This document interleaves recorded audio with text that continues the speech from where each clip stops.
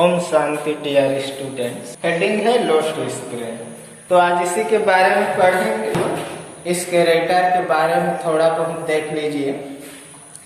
एनिस जंग 1964 was born in Rourkela and spent her childhood and adult stints in Hyderabad.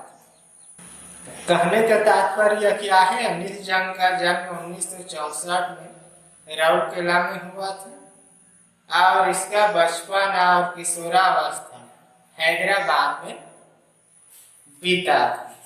यह बिताया। आगे देख लीजिए। She received her education in Hyderabad and in the United States of America। और उन्होंने अपनी शिक्षा हैदराबाद और संयुक्त राज्य अमेरिका से प्राप्त की। Her parents were both writers। उनके माता पिता दोनों क्या थे? लेखक थे। एनिस जंग began her career as a writer in India। देख लीजिए, एनिस जंग ने भारत में आकर लेखन कार्य प्रारंभ किया। She has been an editor and a columnist of our major newspaper in India and abroad and has authored several books। The following is an excerpt from her book titled Lost Spring: Stories of Stolen Childhood। Here she analyzes the grinding poverty and the transition which condemns these children to a life of exploitation। वे भारत एवं विदेश के बड़े अखबारों में संपादक एवं स्तंभ लेखिका रही और उन्होंने कई पुस्तकें भी लिखी हैं। प्रस्तुत पाठ उनकी पुस्तक लोस्ट स्पिरिंग अर्थात lost spring stories of stolen childhood से लिया गया। यहाँ उन्होंने उस भयानक गरीबी एवं परंपराओं का विश्लेषण किया है जो इन बच्चों को शोषण से भरे जीवन की ओर धकेल देते हैं। तो गरीबी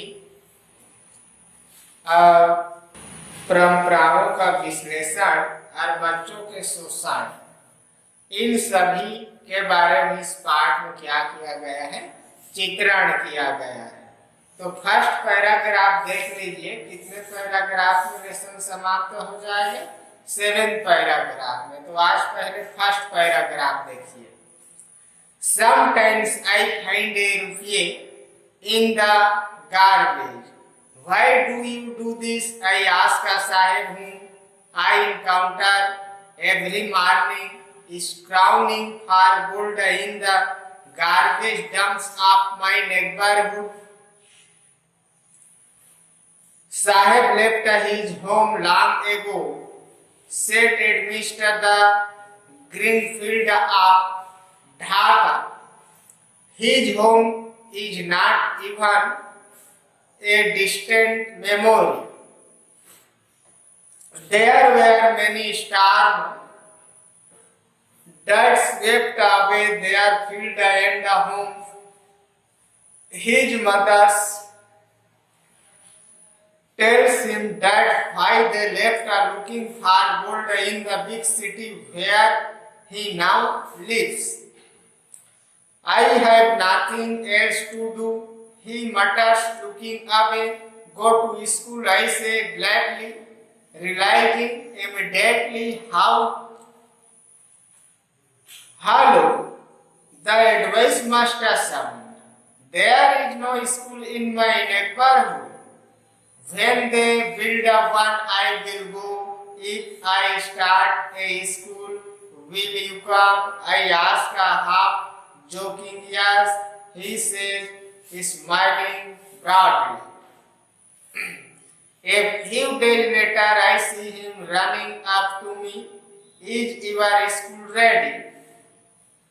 It takes longer to blind a school, I say, embraced at having made a promise that was not made। But promise like mine abound in very every corner of this Blackbird. After month of naming him, I asked him his name. Sahib Alam. He announces he does not know what it means. If he knew its meaning, Lord of the universe, he would have a hard time believing it, unaware of what his name represented.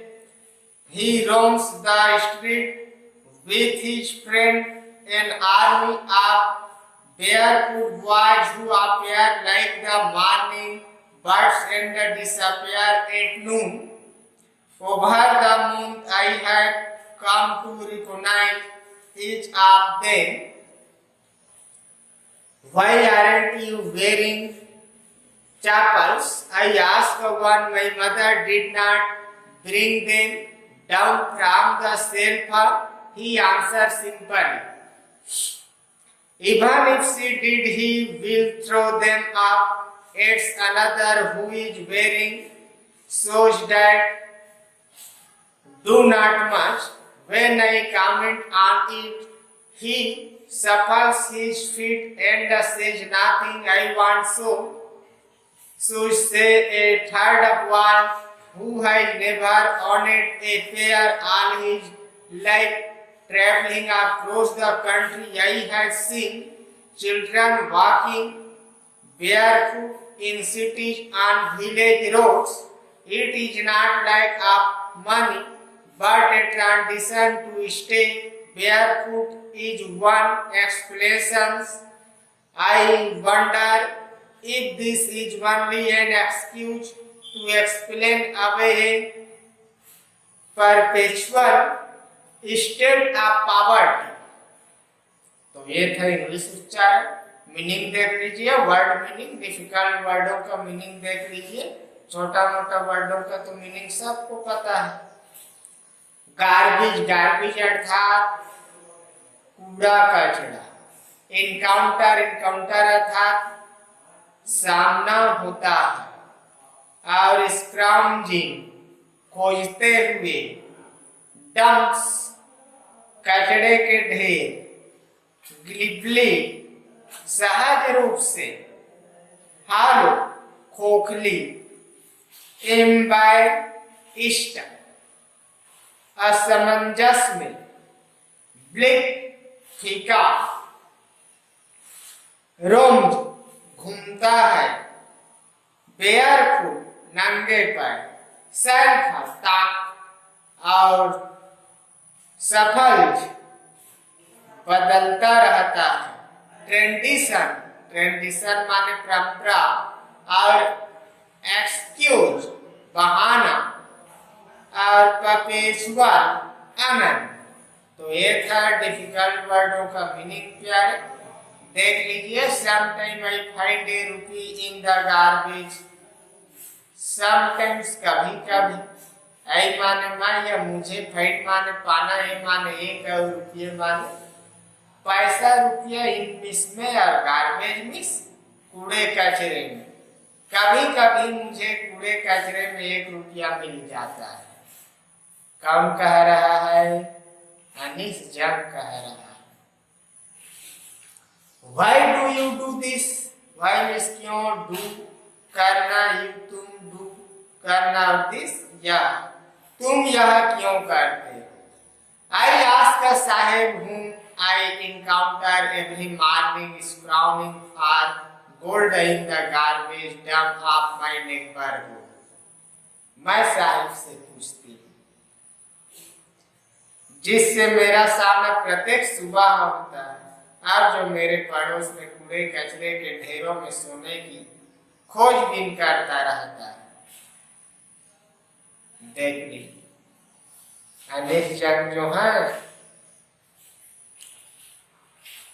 प्रश्न कर रहे हैं किससे? साहिब से, जो उनके पड़ोस में रहते हैं। उससे पूछ रहे हैं कि तुम ये क्यों करते हो, तुम यह क्यों करते हो? मैं साहिब से पूछती हूँ।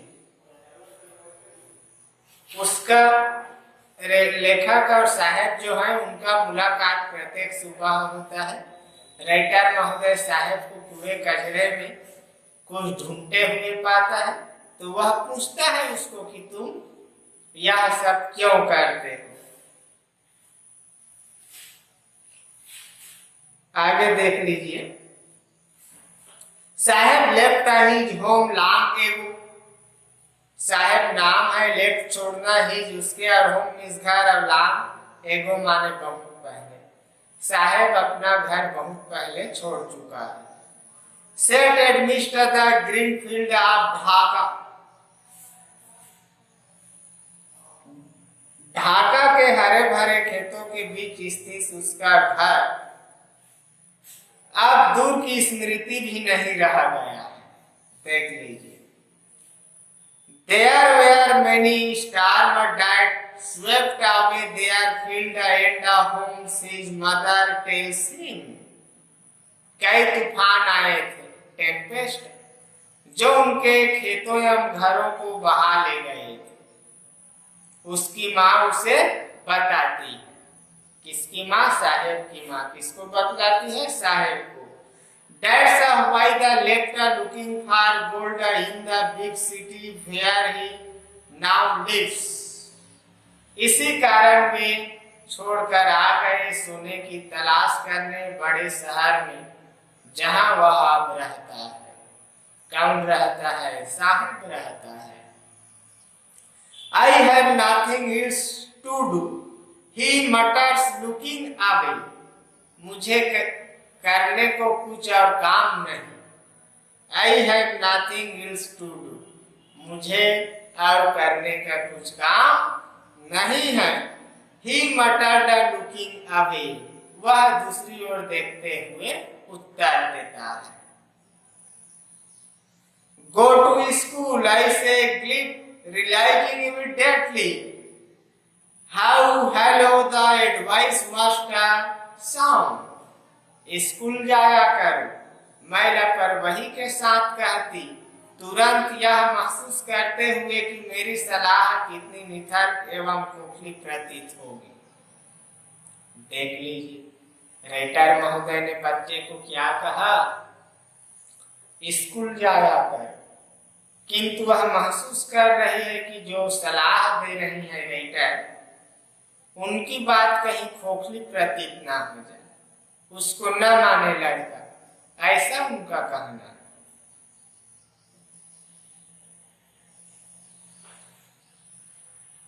आगे देख लीजिए। There is no school in my neighborhood. When they build up one, I will go. There, वहाँ या यहाँ नो नहीं। स्कूल माने विद्यालय इंग्लिश में, और मैं माने मेरा, और नेटवर्क पड़ोसी, और या पड़ोस, वेन माने जब या कब, और बिल्ड माने बिल्ड वन, मकान या महल, आई माने मैं, और बिल्ड माने जाऊंगा। मेरे पड़ोस में कोई स्कूल नहीं, जब वे स्कूल बना देंगे तो मैं चला जाऊंगा। किसने कहा? राइटर ने साहेब को। साहेब ने राइटर को कहा। If I start a school, will you come? I ask half joking. Yes, he says, smiling proudly. अगर मैं एक स्कूल शुरू कर दूं तो क्या तुम जाओगे? मैं पूछती हूँ थोड़े मजाक के साथ। राइटर पूछ रहे हैं साहेब को, यदि मैं स्कूल शुरू कर दूं तो तुम जाओगे? ऐसा लेखक ने साहेब नाम के विद्यार्थी को पूछा। विद्यार्थी नहीं, लड़के को पूछा। A few days later, I see him running up to me. Is your school ready? हाँ, वह कहता है खुलकर मुस्कुराते हुए। कुछ दिनों बाद मैं उसे मेरे पास दौड़कर आते हुए देखती हूँ, क्या आपका स्कूल तैयार हो गया? It takes longer to build a school, I say, impressed at having made a promise that was not mine, but promise like mine abound in every corner of his black world. School बनाने में काफी ज्यादा समय लगता है। मैं समझ असमंजस में उत्तर देती हूँ, एक ऐसा वादा करने के कारण जिसे पूरा करने का कोई मंतव्य नहीं था, लेकिन मेरे जैसे वादे किसी निराश एवं निराशपूर्ण दुनिया के हर कोने में भरे पड़े रहते हैं। राइटर महोदय जी, हाँ, उन्होंने उस बालक को ऐसे ही कह दिया था कि यदि मैं स्कूल शुरू कर दूं, विद्यालय बना दूं, तो तुम स्कूल जाओगे। तो उसी के जवाब पर जो लड़का है वो राइटर से पूछ रही है कि आपका स्कूल तैयार हो गया, बन गया स्कूल। तो कोई भी निर्माण कार्य करने में क्या है प्यारे, समय लगता है। इन्होंने उसको ऐसा ही कह दिया था उसके दिल रखने के लिए। राइटर ने बच्चे को उसके दिल रखने के लिए कह दिया था बात।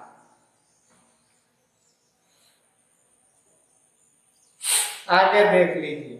After month of naming him, I asked him his name. Sahib Alam, he announces he does not know what it means. If he knew its meaning, Lord of the universe, he would have a hard time believing it. And where of what his name represents, he roams the street with his friend, an army of barefoot boys who appear like the morning birds and disappear at noon over the moons. I have come to recognize each of them.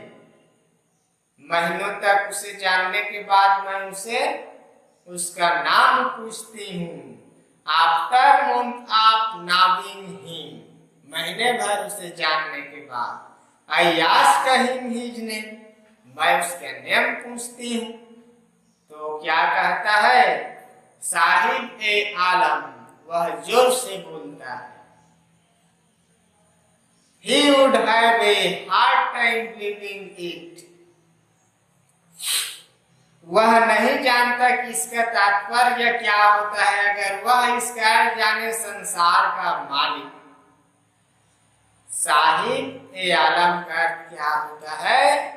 संसार का मालिक होता है, जो उसे विश्वास करने में बड़ी कठिनाई होगी। Time believing it, hard time believing it. अपने नाम के अर्थ से अनभिज्ञ रहते हुए अब अपने दोस्तों के साथ गलियों में भटकता है। कौन? साहिब ए आलम, नंगे पैरों वाले लड़कों की फौज जो सुबह के पक्षियों की भांति प्रकट होते हैं और दोपहर तक गायब हो जाते हैं। इतने महीनों के बाद मैं उन्हें पहचानने लगी हूँ, प्रत्येक को। Why aren't you wearing chappals? I ask one. तुम चप्पलें क्यों नहीं पहने हो? मैं एक लड़के से पूछती हूँ। जो लेखिका है इस पाठ के, वह एक लड़के से पूछा कि तुम चप्पलें क्यों नहीं पहनते हो? My mother did not bring them down from the shelf, he answered simply. मेरी माँ ने उन्हें चप्पलों को ताक से नीचे नहीं उतारा, उसने सरलता से जवाब दिया। Answer simply. Even if she did, he will throw them up. It's another who is wearing shoes that do not match. अगर उसने उतार कर दे भी दिया होता तो भी वह उन्हें फेंक देगा। दूसरे लड़के ने बताया, जिसने बेमेल जूते पहन रखे थे।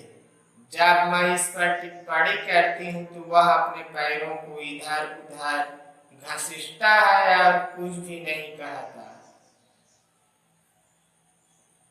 I want to say third boy who had never owned a pair all his life, traveling across the country.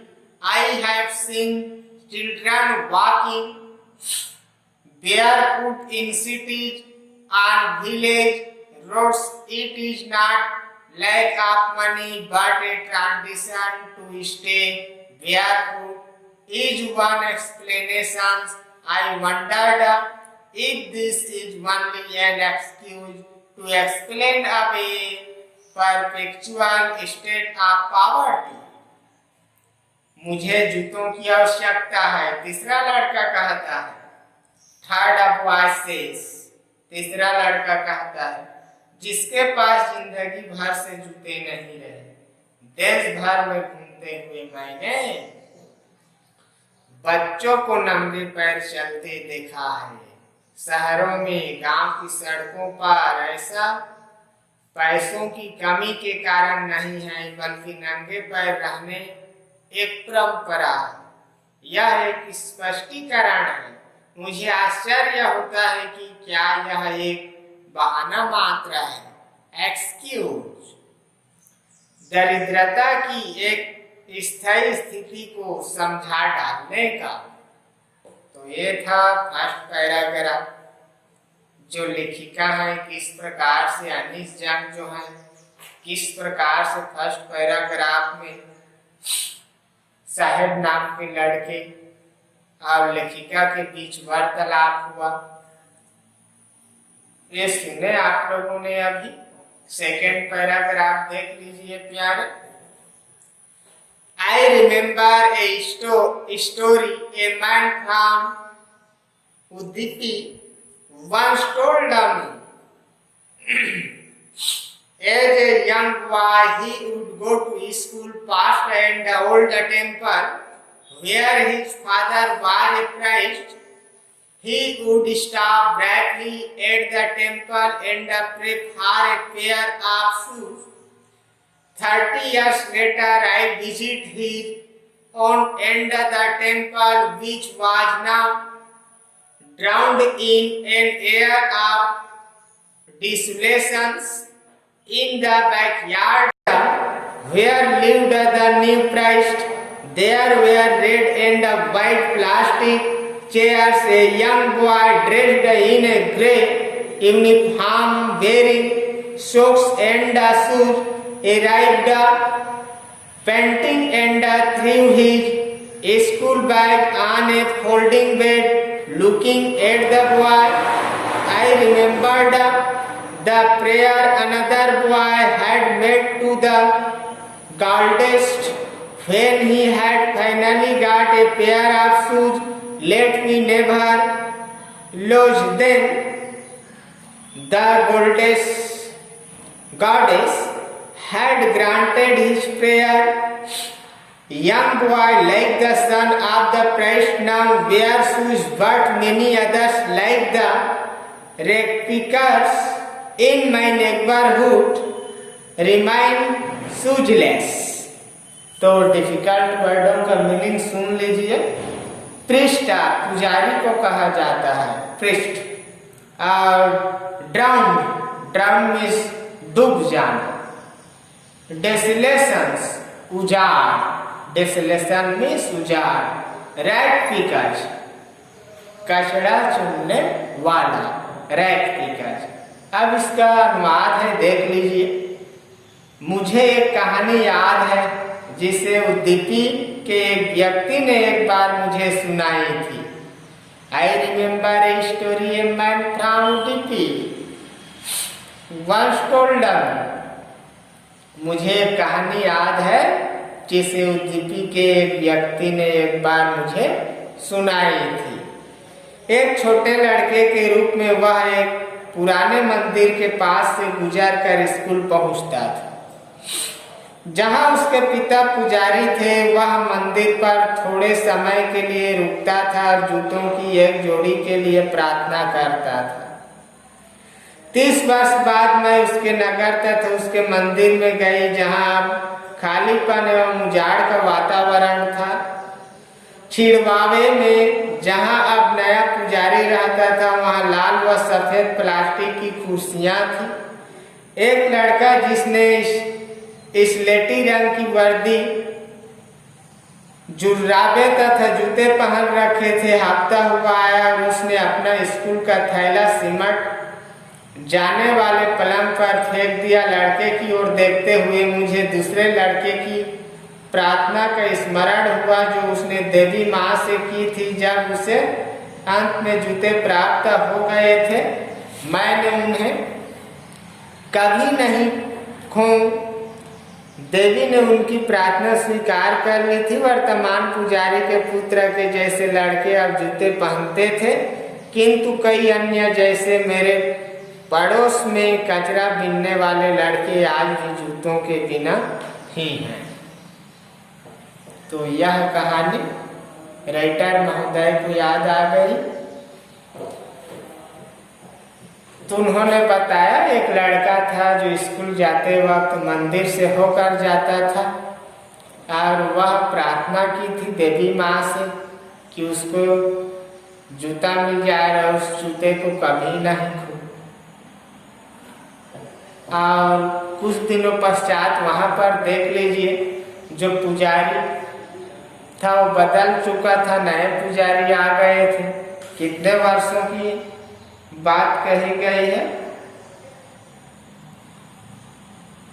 खालीपन उजाड़ लग रहा था, किंतु क्या है, वहां लाल व सफेद प्लास्टिक की कुर्सियां थी। एक लड़का जिसने स्लेट रंग की वर्दी, जूते पहने थे। Other like the rank pickers is my neighbourhood remain shoeless. और जो लेखिका के आसपास में रहने वाले बच्चे हैं, कड़ा कुचड़ा बीनने वाले, उनके पैर आज भी नंगे पैर हैं, उनके पैरों में जूता नहीं है। प्यारे थर्ड पैराग्राफ देख लीजिए। My accountants with the barefoot rack keepers leads me to Seemapuri, a place on the periphery of Delhi, 8 miles away from it. Metaphorically, those who live here are squatters who came from Bangladesh back in 1971. Saheb family is among them. Simapuri was then a wilderness. It still is, but it is no longer empty in structures of mud with roofs of tin and temple divide of sewage draining or running water live 10,000 rake keepers. They have lived here for more than 30 years without an identity, without permits, but with rations card that get their names on voters list and enables them to buy grain. Food is more important for survival than an identity. If at the end of the day we can feed our families and go to bed without an aching stomach, we would rather live here than in the field that gave us no grain, say a group of women in Tata shares.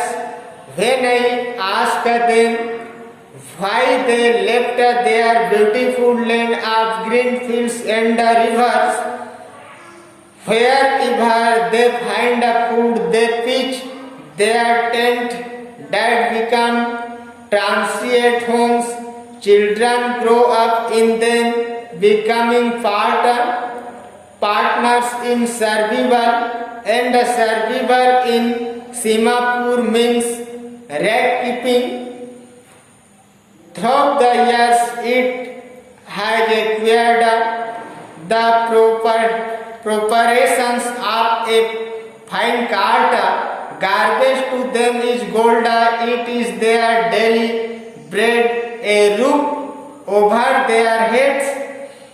Even if it is a leaking roof, but for a child it is even more. तो ये था third paragraph, इसका meaning देख लीजिए। अकेंटेंस माने जान पहचान। परिफरी सीमा, परिफरी में सीमा। मेटाफोरिकली का उपमा की दृष्टि से।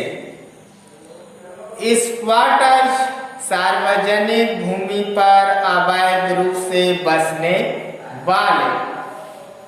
विल्डरनेस बंजर। स्ट्रक्चर्स ढांचे। और स्विच माने गंदे पानी का निकास। तारपोलिन तिरपाल, तारपोलिन में तिरपाल। डिवार्ड के बिना। ग्रेन में अनाज। एकिंग दर्द करता हुआ।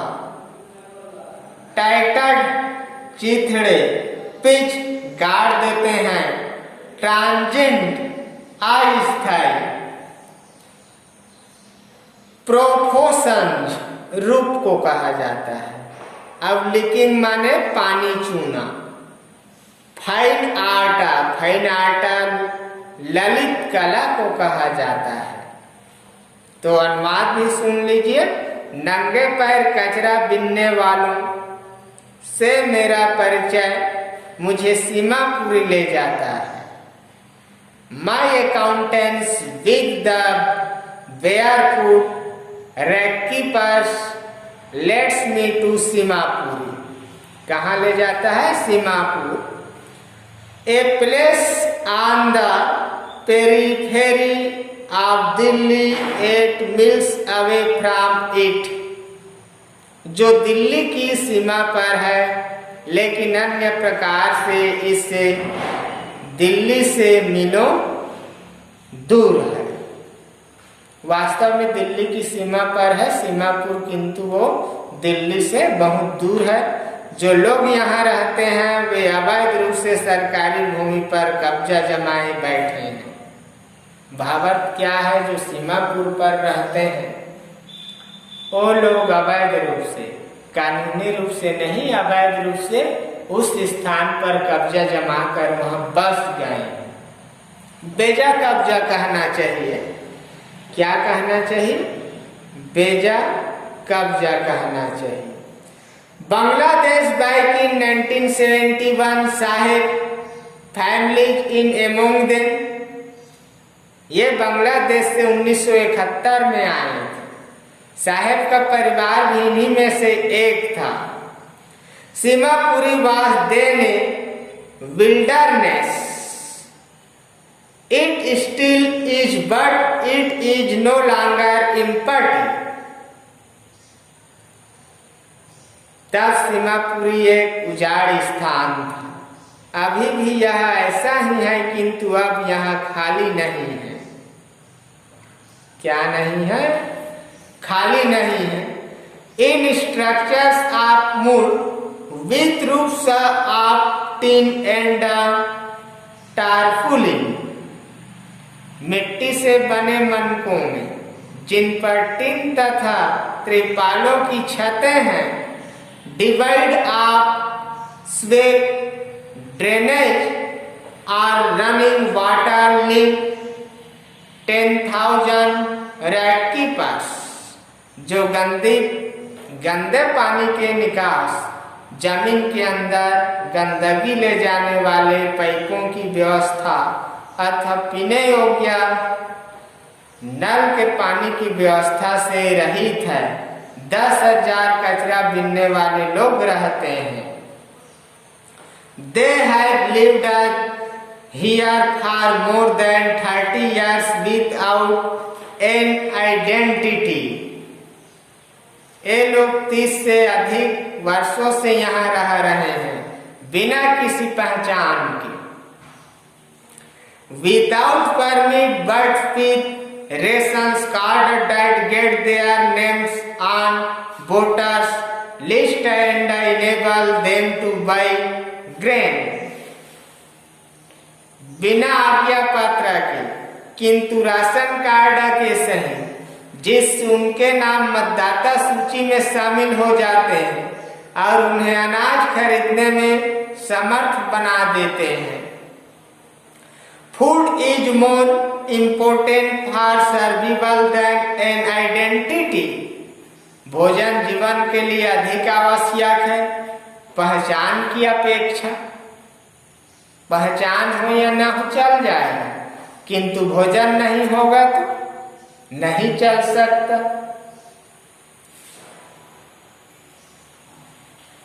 If at the end of the day we can feed our families and go to bed without an aching stomach, we would rather lie here than in the field that gave us no grain. अगर दिन के अंत में हम अपने परिवारों को भोजन खिला सकते हैं और बिना पेट में दर्द के सो सकते हैं तो हम यहाँ रहना चाहेंगे बजाय उन खेतों पर जो हमें अनाज नहीं देते थे। से ए ग्रुप ऑफ वुमेन, ऐसा औरतों के एक समूह का कहना है।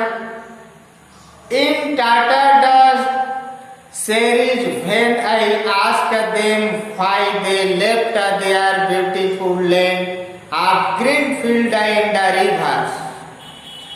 जो फटी पुरानी साड़ियाँ पहनते हैं जब मैं उनसे पूछती हूँ कि उन्होंने हरे भरे खेतों तथा नदियों वाली जमीन को क्यों छोड़ दिया था। समझ आ रहा है? बारीकी से पढ़ना क्योंकि ये हायर सेकेंडरी का पुस्तक है। हायर सेकेंडरी है 12 क्लास का। Whenever they find the food, they pitch their tents that become transient homes. जहाँ भी उन्हें भोजन मिल जाता है वे अपना तंबू वहीं गाड़ देते हैं जो उनके अस्थायी घर बन जाते हैं। अस्थायी जानते जो कुछ दिनों के लिए और स्थायी सदा दिन के लिए होता है। Children grow up in them becoming partners in survival. बच्चे इनमें बड़े होते हैं और जिंदा रहने में भागीदारी बनते हैं और सीमापुरी में जिंदा रहने के मायने हैं कचरा बीनना। क्या बीनना? कचरा बीनना। And survival in Seemapuri means rag picking.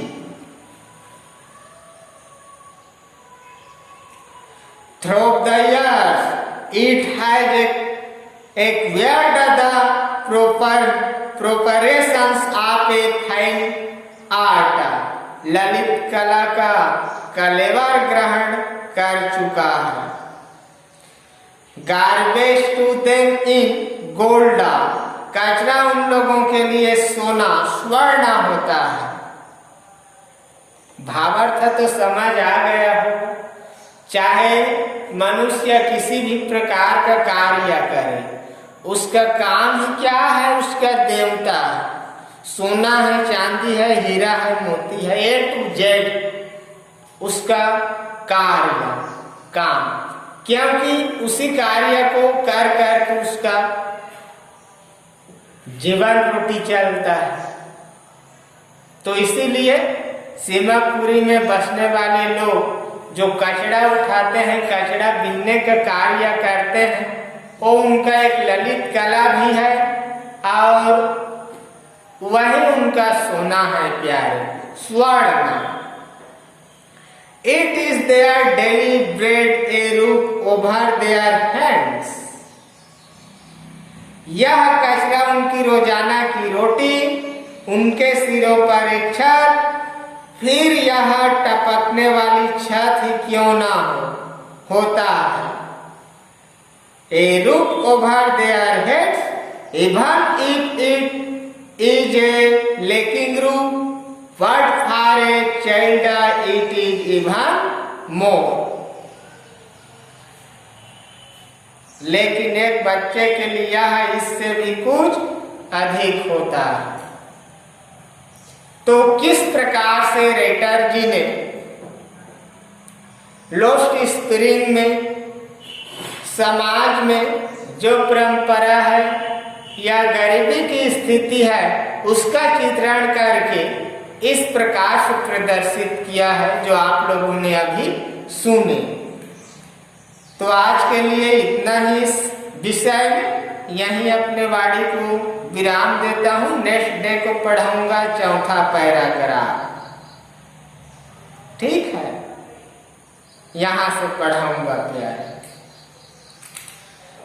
तो इसमें प्रश्न कर लीजिए आप लोग, प्रश्न नहीं छोड़ना है। अंडरस्टैंडिंग द टेस्ट से देख लीजिए, what could be same some of the reasons for the migration of people from village to city.